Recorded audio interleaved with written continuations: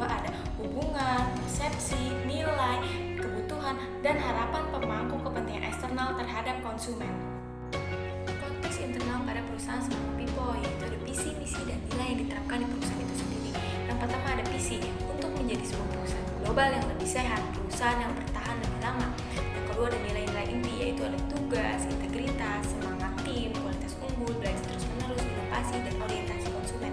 Untuk misi sendiri itu ada untuk konsumen menyediakan produk berkualitas dan layanan yang unggul, untuk karyawannya menciptakan dan memelihara keharmonisan lingkungan kerja saling menghormati, untuk mitra bisnis menciptakan satu platform kerjasama yang adil dan saling menguntungkan, untuk pemegang saham menyediakan above average returns atas investasi itu sendiri.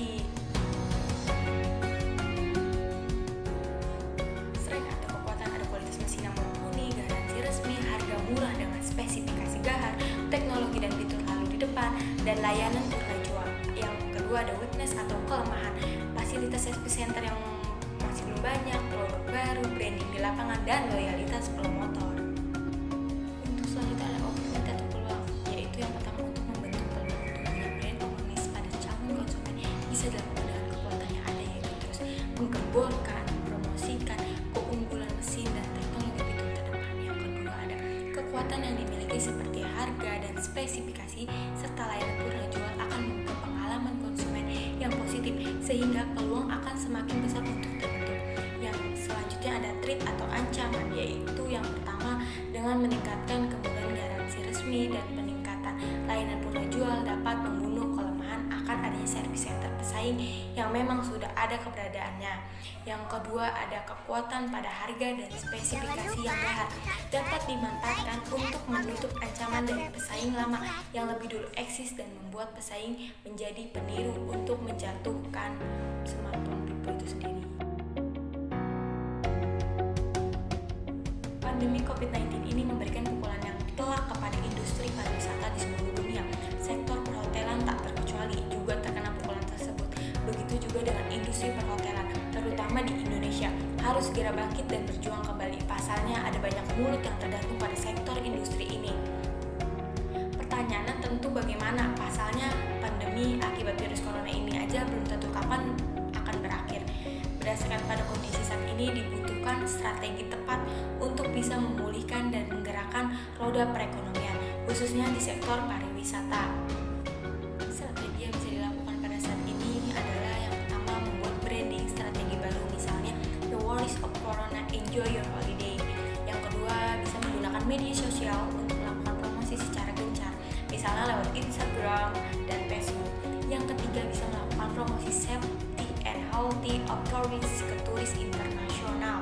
Yang keempat mendukung pelaku atau pegiat pariwisata dalam industri pariwisata, misalnya pemerintah dan bank memberikan relaksasi peminjaman bank, pengurangan biaya listrik serta air, keringanan retribusi pajak Pemda atau pemerintah daerah. Yang kelima bisa menguatkan SOP mitigasi pariwisata, wabah penyakit dan bencana alam.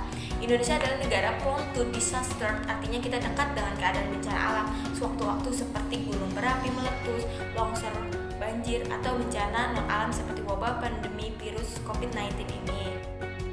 Yang keenam ada prioritas wisata ekoturisme atau memadukan alam dan budaya dibanding mass tourism, karena orang akan lebih selektif memilih wisata yang bersifat private dibanding secara grup tour dan menghindari tour massal. Selanjutnya ada 3 hal yang harus diperhatikan industri pariwisata di tempat tujuan atau tempat lokasi wisata itu berada. Yang pertama bisa memperhatikan protokol kesehatan yang bersifat wajib atau mandatory dan menjaga kebersihan lokasi wisata. Yang kedua ada menjaga keselamatan dan keamanan, sistem mitigasi diperkuat baik bencana alam dan non bencana alam seperti wabah penyakit. Yang ketiga ada menjaga kenyamanan atau hospitality, melakukan pembangunan infrastruktur dasar, misalnya jalan dan tempat jembatan di tempat wisata.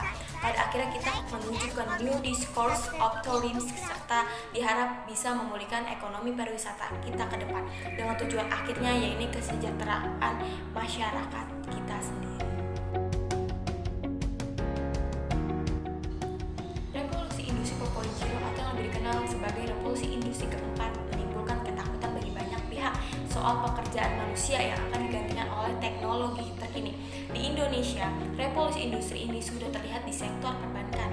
Revolusi revolusi industri 4.0 ditandai dengan kemunculan superkomputer, robot pintar, rekayasa genetika, kendaraan tanpa pengemudi yang dapat mengancam hilangnya profesi supir, cloud computing, sistem big data, rekayasa genetika, dan perkembangan teknologi yang memungkinkan manusia untuk lebih mengoptimalkan fungsi otak. Dampak sosial dari revolusi industri 4.0 dapat menciptakan pola pikir yang inovatif dan kreatif, tapi tidak menciptakan pola pikir yang kritis. Karakteristik revolusi industri 4.0 yaitu kehadiran disruptif teknologi, perubahan ukuran. Beberapa tahun yang lalu, perusahaan di bidang perniagaan berlomba-lomba membangun gedung yang bagus, sedangkan sekarang lagi booming marketplace sehingga tinggal foto produk dengan bagus dan menguploadnya. Wajah ekonomi dunia saat ini dipenuhi oleh hal-hal yang dapat dilihat secara online seperti sharing ekonomi, education, dan e-government. Ancaman dan peluang revolusi industri 4.0 yaitu pertama ada ancaman secara global. Era industrialisasi digital menghasilkan 1-1,5 M pekerjaan sepanjang tahun 2015 sampai 2025 karena gantikan posisi manusia dengan mesin. Diestimasi bahwa 65% murid sekolah dasar di dunia akan bekerja pada pekerjaan yang belum pernah ada pada hari ini. Yang kedua itu ada peluang. Era digitalisasi berpotensi memberi peningkatan net tenaga kerja hingga 2,1 juta pekerjaan 2025. Terdapat potensi pengurangan emisi karbon hingga 65 metrik ton.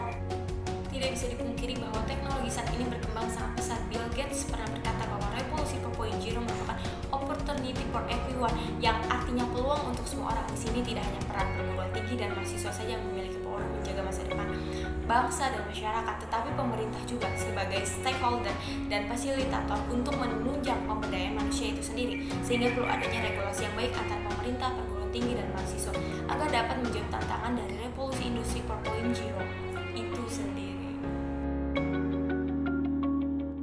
Sekian video ini telah saya buat. Mohon maaf apabila ada kekurangan.